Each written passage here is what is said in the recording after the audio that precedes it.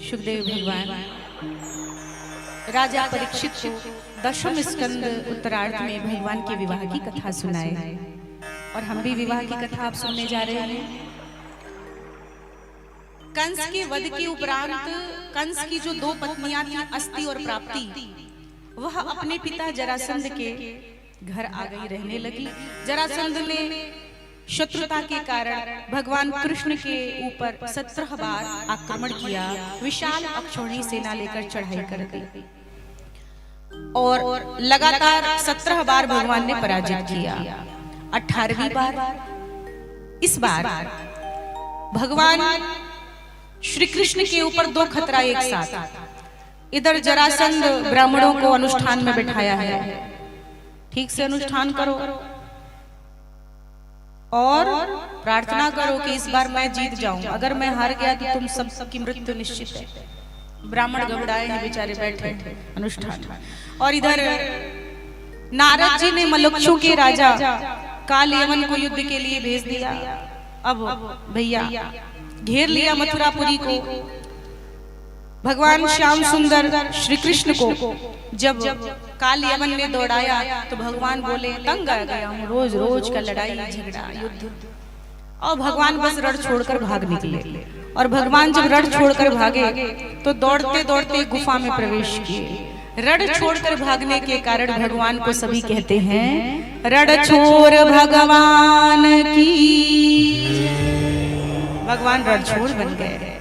गुफा में सो रहे हैं राजा मुचकुंद। ये राजा मुचकुंद को भगवान ने अपनी चतुराई से पीतांबरी ओढ़ा दी। इधर कालयवन गुफा में प्रवेश किया। कालयवन ने देखा ओ तो कृष्ण यहाँ छिपकर सो रहा है। एक लात मारा, जैसे मुचकुंद जगे नेत्र खोले जलकर भस्म हो गया कालयवन। भगवान निकले और मुचकुंद ने बड़ी सुंदर बड़ी प्यारी स्तुति की है भगवान की। भगवान प्रसन्न हुए और इस प्रकार से इसके आगे कथा ऐसी आती है कि भगवान श्री कृष्ण अब जरासंध जो है कृष्ण को ढूंढ रहा है। कहाँ गए? भगवान चढ़ गए प्रवर्षण पर्वत पर।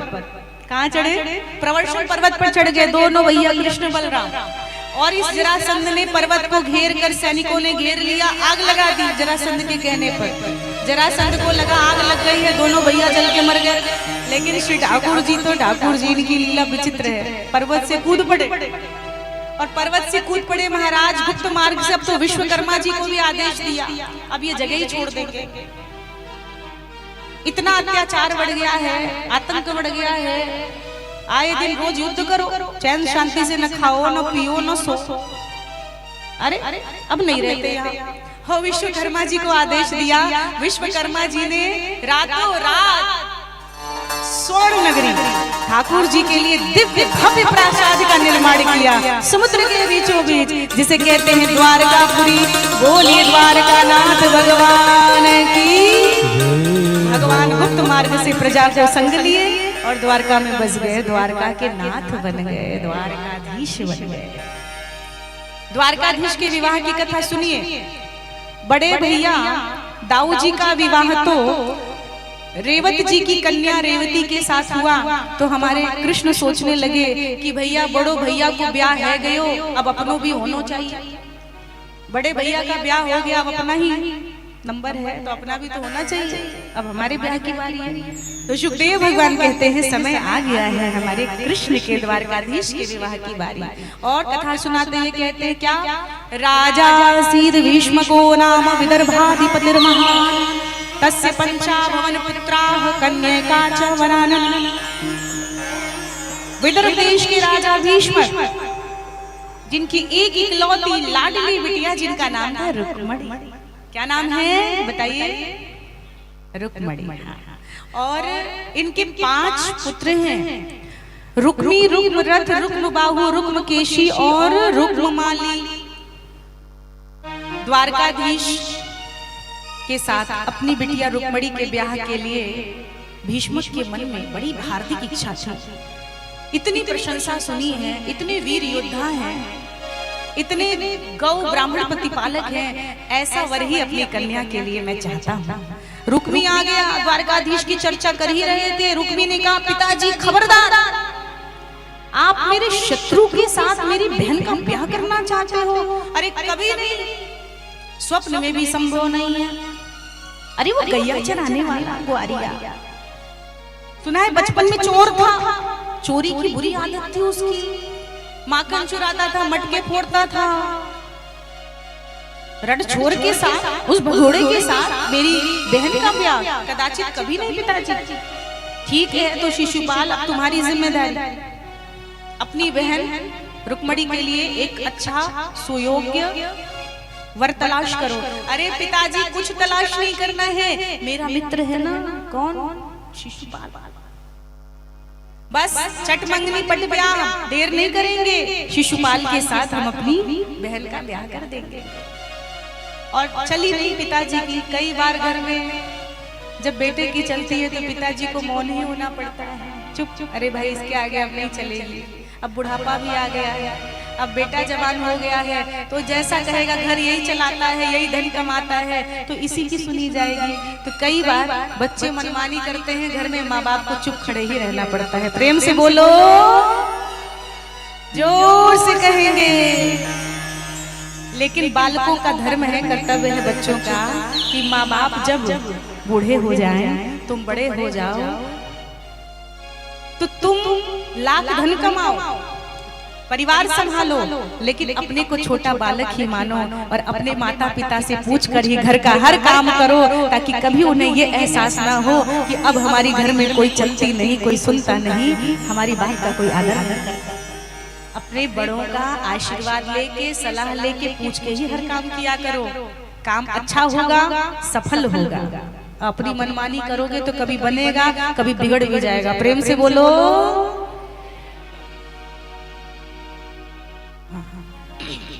अब रुक्मणी जी के साथ जब शिशुपाल का विवाह तय हुआ तो रुक्मणी जी रोने लगी, क्योंकि रुक्मणी जी के मन में बस गए हैं चितचोर श्याम सुंदर द्वारकाधीश। रुक्मणी जी छटपटा रही है, क्या करूं? पत्र लिख दिया, मन की बात लिख दी सारी पत्र में। पत्र इतना सुंदर लिखा कि ठाकुर जी जब द्वारकाधीश ने पत्र को पढ़ा तो उनका हृदय भी बस प्रेम से ओतप्रोत हो गया। शुत्वा गुणान भुवन सुंदर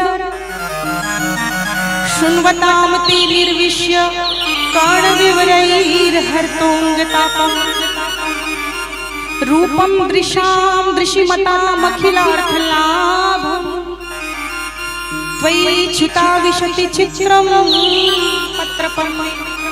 हे त्रिभुवन सुंदर, हे अच्युत, बस इस रुक्मणी के हृदय में आप बसे हो, इस रुक्मणी को स्वीकार कर लीजिए। उस शिशुपाल के साथ ब्याह करने से तो अच्छा है कि मर जाना। मैं प्राण त्याग दूंगी, सच कहती हूँ, जमुना में कूद जाऊंगी, विसर्जन कर दूंगी, लेकिन उसके साथ ब्याह नहीं करूंगी। जब रुक्मणी का ब्याह होगा तो सिर्फ द्वारकाधीश के साथ। और भैया पत्र पंडित जी लेकर पहुंचे हैं कहाँ?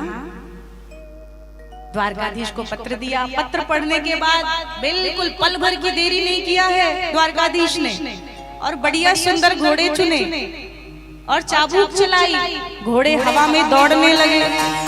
दाऊ जी जब द्वारकाधीश को रथ पर भागते देखे, उन्होंने पुकारा है, कन्हैया उड़ गए भैया। आज इतनी द्रुत गति से भाग रहे हैं, विवाह की इतनी चटपटी है कि बिल्कुल रुकने का नाम नहीं ले रहे हैं। तो दाऊ जी समझ गए कि लगता है कि रुक्मणी के स्वयंवर में अवश्य गया होगा। दाऊ जी भी पीछे से विशाल सेना लेकर चले हैं और इधर रुक्मणी जी मंदिर में सखियों के साथ आई है। गिरजा माता के मंदिर में पत्र में भी लिख दिया था आप वही मिलना, और रुक्मणी जी पूजन कर रही हैं, पूजन कर रही हैं। जैसे ही पूजन करके निकली तो द्वारकाधीश आ गए, हाथ हिलाया और पकड़ लिया और धीरे धीरे लेकर के भागने लगे। बोली रुक्मणी महारानी की, द्वारकाधीश भगवान की। अब देखिए सच में इनको बहुत ज्यादा जल्दी है, बिल्कुल देरी नहीं की, पता ही नहीं चला, आए लेके भाग गए। सच में हमको भी नहीं पता चला, आए बस लेके गए। अरे देख भी नहीं पाए, इतनी जल्दी विवाह की, इतनी जल्दी। हमारे खिलेश्वर भैया को भी जल्दी कि हमारे जल्दी कन्हैया का ब्याह हो जाएगा, और सिखाए थे देर मत करना, अगर ब्याह करना है, ब्याह करनो है, बिल्कुल देर मत करियो, कहीं रुक्मणी को वो ना उठा ले जाए। शिशुपाल एकदम सिखा पढ़ा के लाए थे, बिल्कुल देर मत करियो। और आइयो वहां पकड़ के भागी, वही किए। भगवान को भी अपने विवाह के लिए कितनी उत्सुकता है। देखिए गायब हो गए महाराज, पंडाल भरा है, ठाकुर जी गायब, 9 2 11 कहीं दिख ना रहे। बोली द्वारकानाथ भगवान की, रुक्मणी मैया की।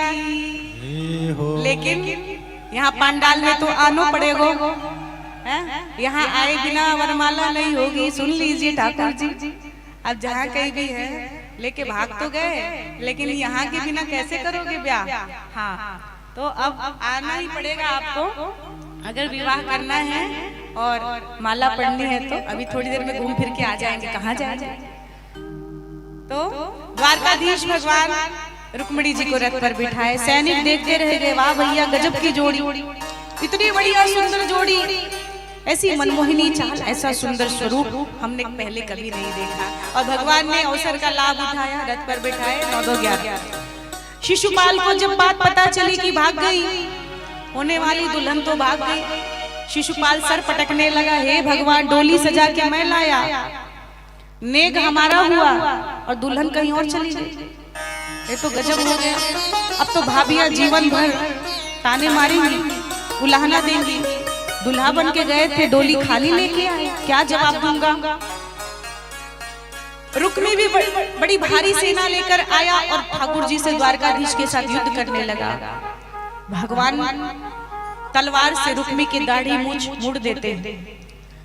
रुक्मिणी को देखकर भगवान बोले, अरे देवी धैर्य रखो, तुम्हारा भाई अब संबंध में मेरा साला लगता है, वध नहीं करूंगा, थोड़ा दंड देके छोड़ दूंगा। ठाकुर जी ने छोड़ दी। दाऊ जी आधम की विशाल सेना हल मूसल लेके रुक्मी के सैनिकों को धमकते गए, सबको मौत के घाट उतारते गए। इस प्रकार भगवान रुक्मी को दंडित करके और अपनी रुक्मिणी को संग लिए द्वारकापुरी पहुंचते हैं। और फिर द्वारका की प्रजा ने सुंदर मंडप सजाया और श्रृंगार करके सभी आ गए हैं भगवान के ब्याह में शामिल होने, और धूमधाम से भगवान का विवाह हुआ। भावरे पड़ी, सिंदूर दान हुआ, वरमाला पड़ी, भगवान का विवाह संपन्न हुआ। आइए हम भी विवाह का दर्शन करेंगे, भगवान के दिव्य विवाह का, हम सभी कृष्ण रुक्मिणी विवाह का दर्शन करेंगे। तो लेकर के आ जाइए जहाँ भी गए हैं, पता ठिकाना कुछ पता है कि नहीं खिलेश्वर भैया? पता ठिकाना ले आइए, नहीं तो कुंवारे रह जाएंगे। आप ऐसे ही बैठेंगे तो लेके आइए। प्रेम से बोलो द्वारकानाथ भगवान की।